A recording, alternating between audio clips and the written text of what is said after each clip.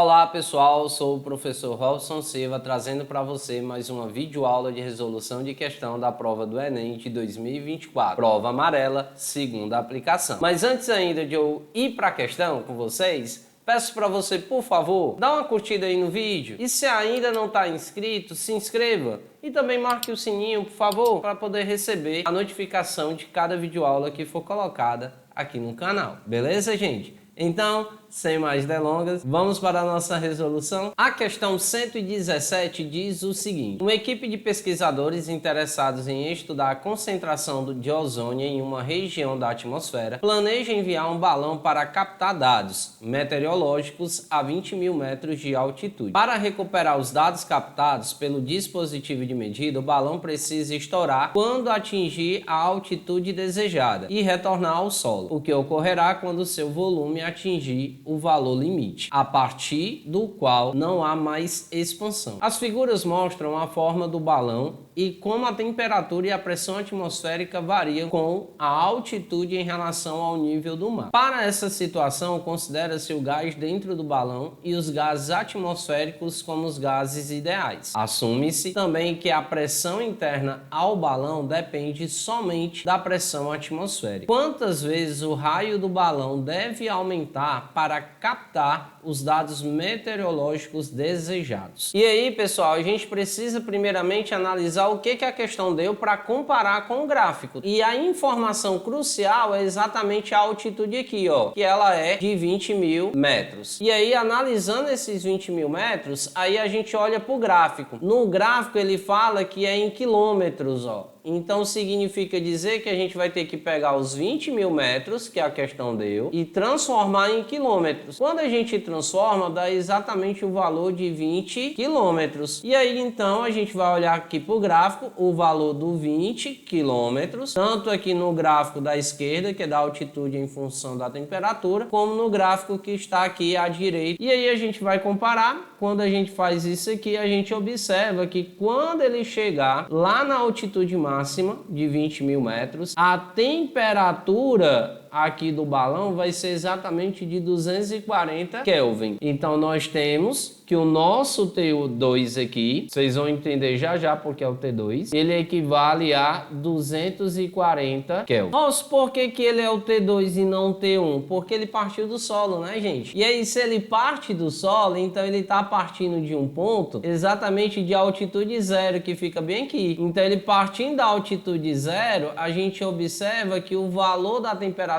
vai ser exatamente de 300 Kelvin. Então o T1 aqui no caso vale exatamente 300 Kelvin. Aí agora nós vamos observar a questão da pressão, né? Porque quando a gente olha lá para o gráfico, a gente tem a pressão. Aí a gente observa que na altitude de 20, a pressão ela é de 10 mil quilopascal. Esse 10 mil aí a gente nem vai se preocupar, porque como a gente vai ter pressão de um lado, pressão do outro, então o quilopascal não vai fazer interferência nenhuma aqui no caso. Então pode ficar tranquilo. E aí aqui também vai ser o nosso P2. P2 aqui vale 10 quilopascal. E agora a gente vai analisar em relação ao ponto de partida, que é o zero, né? A altitude. E aí quando ele está no ponto zero, a gente observa que a pressão aqui no caso, ela vale exatamente, que vai ser a pressão 1, vale 100 quilopascal. E roça agora os volumes. Aí a gente vai fazer assim por enquanto. O volume a gente desconhece. Ele quer alguma coisa em relação ao raio, o novo volume, né, o volume final, em relação ao raio. Então o volume 1 a gente a priori aqui vai chamar de V, e o volume 2 nós vamos tentar descobrir exatamente ele. Depois a gente faz alguma transformação. E aí nós vamos ter o seguinte: essa equação que a gente vai usar, gente,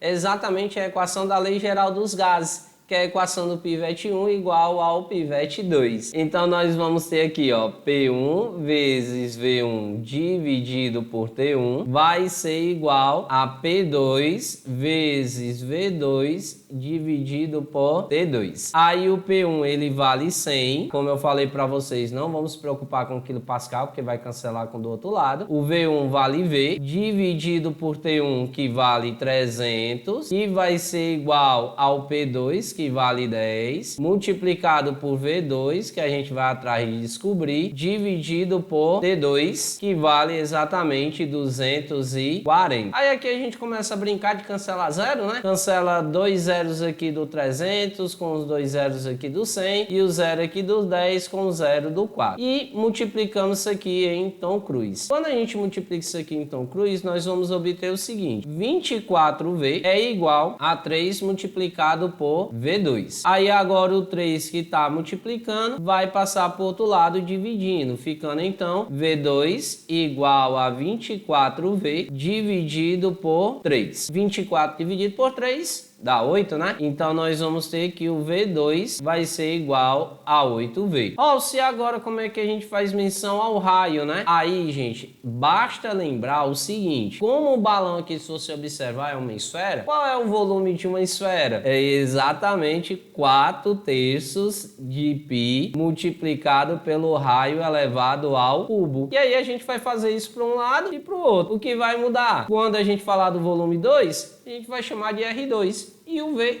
vai ser o próprio R, né? Então fica bem tranquilo para a gente trabalhar desse modo, ó. Aí vai ficar 4/3 de π R2 ao cubo igual a 8 que multiplica 4/3 de π vezes Rzinho ao cubo. Aí, gente, nós temos 4/3 de um lado que cancela com 4/3 do outro. Temos o π de um lado que cancela com o π do outro. Aí ficou apenas o R2 ao cubo, que tá ao cubo vai para o outro lado como raiz cúbica. Daí vamos ter que o R2 é igual a raiz cúbica de 8R ao cubo. Aí quanto é a raiz cúbica de 8? É 2. E a raiz cúbica de R é exatamente o próprio R. Então vai ficar 2 vezes o raio. Com isso, pessoal, a gente pode observar que o nosso item correto, então, é exatamente o item D, de Deus no coração de cada um de vocês, beleza? Gente, percebam aí que uma questãozinha bacana também. E, por um lado, a gente pode observar que ela é muito parecida com o que a UES também costuma cobrar. Percebam que essa prova aí, a segunda aplicação da prova do Enem,